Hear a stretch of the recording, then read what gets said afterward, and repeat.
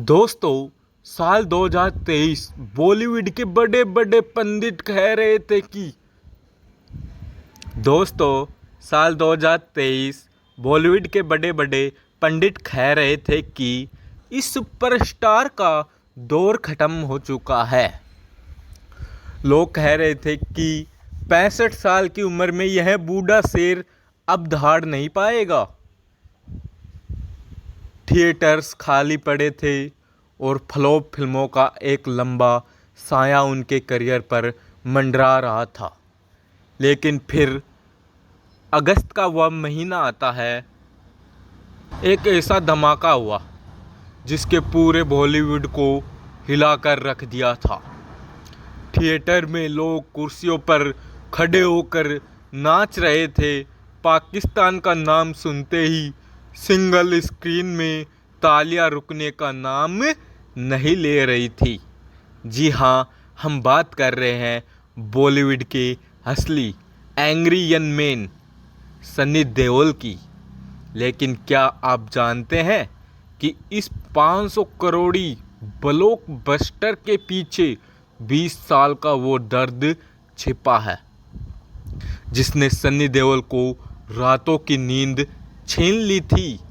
आज इस वीडियो में हम सनी देओल के उस सच को खंगालेंगे जो आज तक मीडिया ने आपसे छुपाया है। अक्टूबर 1956 को पंजाब के साहनेवाल में जन्मे अजय सिंह देओल यानी हमारे सन्नी पाजी पिता धर्मेंद्र बॉलीवुड के ही मेन थे। घर में ऐशो आराम की कोई कमी नहीं थी, लेकिन धर्मेंद्र का एक कड़ा नियम था, पहचान खुद के दम पर बनानी होगी। साल 1983 में फिल्म आई बेताब, एक चॉकलेटी बॉय जो पहाड़ों में घोड़ों पर दौड़ता है और रोमांस करता है। फिल्म सुपर डुपर हिट रही, लेकिन सनी देओल को चॉकलेटी हीरो बनकर नहीं रहना था। उनके अंदर एक ऐसा लावा उबल रहा था जो स्क्रीन पर आते ही आग लगाने वाला था। राहुल रवेल की फिल्म अर्जुन ने सनी देओल की इमेज को पूरी तरह बदल दिया। वो देश के बेरोजगार और गुस्से से भरे युवाओं की आवाज़ बन गए। यहाँ से हुई उस सफ़र की जहाँ सन्नी पाजी का सिर्फ नाम ही फिल्मों को हिट कराने के लिए काफ़ी था। अब दौर आता है 1990 का। डायरेक्टर राजकुमार संतोषी और सनी देओल की जोड़ी ने वो इतिहास रचा जो आज के डायरेक्टर सिर्फ सपने में सोचते हैं। घायल 1990 इस फिल्म ने सनी देओल को उनका पहला नेशनल अवार्ड मिला। वो डायलॉग याद है ना, अशोक प्रधान, अगर अदालत ने तुम्हें सज़ा नहीं दी तो ये बलवंत राय की मौत का वारंट है,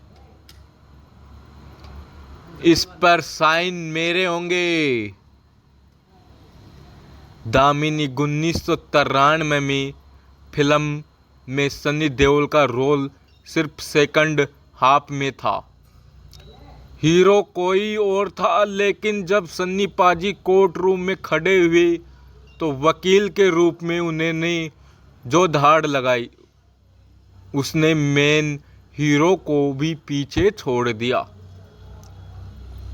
तारीख पे तारीख, तारीख पे तारीख, इस एक डायलॉग ने उन्हें अमर बनाया।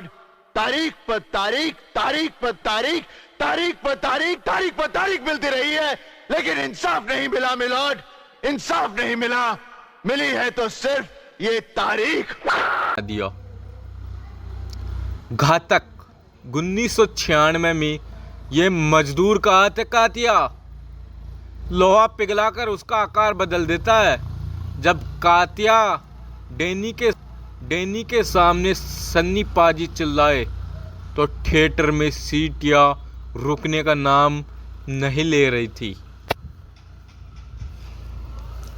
साल 2001 में एक तरफ आमिर खान की और ऑस्कर नॉमिनेटन लगान थी तो दूसरी तरफ सन्नी देओल की गदर एक प्रेम कथा। गदर एक प्रेम कथा किस किस ने देखी है कमेंट करके ज़रूर बताओ। यह मूवी किस किस को बहुत पसंद आई। सन्नी पाजी का नाम लिख दीजिए। यह वीडियो सन्नी पाजी तक ज़रूर पहुंचनी चाहिए। गदर एक प्रेम कथा। लोगों ने कहा कि लगान के सामने गदर टिक नहीं पाएगी, लेकिन जो हुआ उसने इतिहास के पन्नों को पलट दिया। गदर ने उस जमाने में इनकी टिकटें बेची कि आज के हिसाब से वो कलेक्शन 200 करोड़ नहीं भाई, 2000 करोड़ से ज़्यादा का बैठता है। तारा सिंह का वो पाकिस्तान में जाकर हैंडपंप उखाड़ना सिर्फ एक सीन नहीं था, भारतीयों के लिए एक इमोशनल बन गया। लेकिन कहते हैं ना, वक्त हमेशा एक जैसा नहीं रहता। गदर की इतनी बड़ी कामयाबी के बाद सन्नी देओल के करियर में एक ऐसा ग्रहण लगा जो ख़त्म होने का नाम नहीं ले रहा था। 2000 के दशक के बाद बॉलीवुड का ट्रेंड बदला। एक्शन फिल्मों की जगह रोमांटिक और मल्टीप्लेक्स फिल्मों ने ले ली। सन्नी पाजी ने डायरेक्शन में हाथ आजमाया। भाई बॉबी और पिता धर्मेंद्र, सब जानते हो धर्मेंद्र को, जिनकी मृत्यु हो गई अब। और सन्नी देओल का एक भाई था बॉबी देओल को भी आप बहुत जानते होंगे।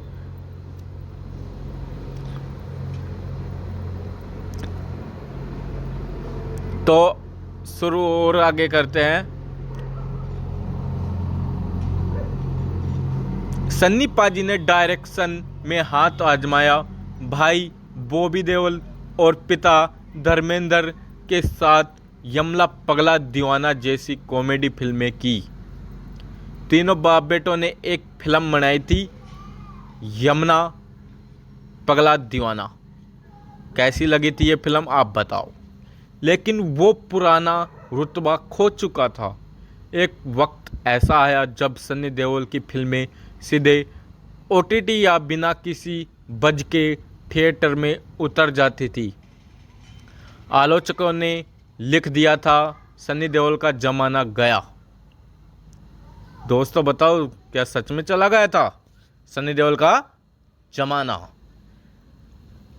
लेकिन शेर जब 2 कदम पीछे खींचता है वो डरता नहीं, वो लंबी छलांग की तैयारी कर रहा होता है। साल 2023 में अनिल शर्मा और सन्नी देओल ने फिर से हाथ मिलाया। जब गदर 2 का अनाउंसमेंट हुआ तो सोशल मीडिया पर लोगों ने मजाक उड़ाया। बूढ़े लोग फिर से वही पुरानी कहानी ला रहे थे। क्या आपने भी मजाक उड़ाया था गदर 2 मूवी का अनाउंसमेंट हुआ तब?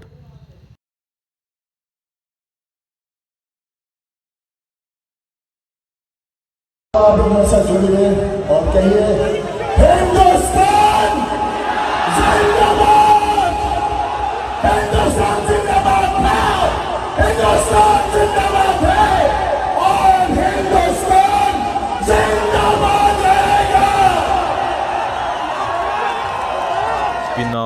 बिना किसी बड़े पिहार स्टंट के इस फिल्म ने 500 करोड़ से ज़्यादा का बिजनेस करके बॉलीवुड के बड़े बड़े पिहार एंजेडो को ध्वस्त कर दिया।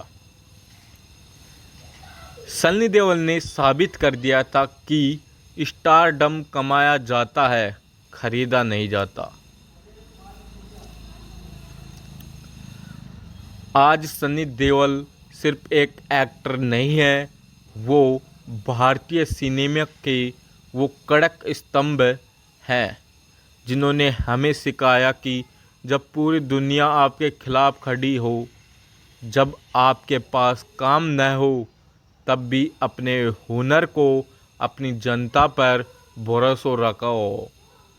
वक्त बदलेगा, दौर बदलेगा, लेकिन जब भी बॉलीवुड में असली मर्द और देशभक्ति की बात होगी तो एक ही नाम सबसे ऊपर आएगा। कौन आएगा? कमेंट करके भर दो इसको, कमेंट कर करके भर दो किसका नाम आएगा।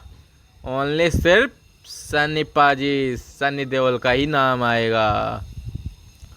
दोस्तों, सनी पाजी की कौन सी फिल्म आपको सबसे पसंदीदा है? घायल, घातक या गदर, या अदर में से कोई फिल्म? गदर 2 और भी बहुत सारी फिल्म है, उनमें से आपको कौन सी फिल्म बहुत अच्छी लगी? कमेंट करके ज़रूर बताएं। अपना सपोर्ट रखें, हमें कमेंट सेक्शन में ज़रूर बताएं। सही बात है बताना भाई। और हाँ, अगर आप भी सनी पाजी के सच्चे फैन हैं तो इस वीडियो को लाइक और चैनल को सब्सक्राइब किए बिना मत जाना।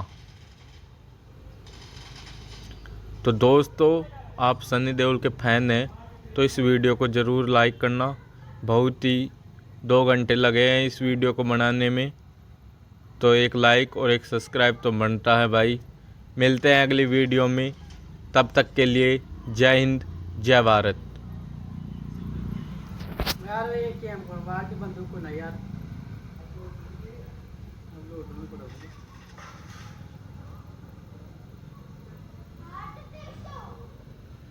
हिंदुस्तान जिंदाबाद बोल दो एक बार सभी।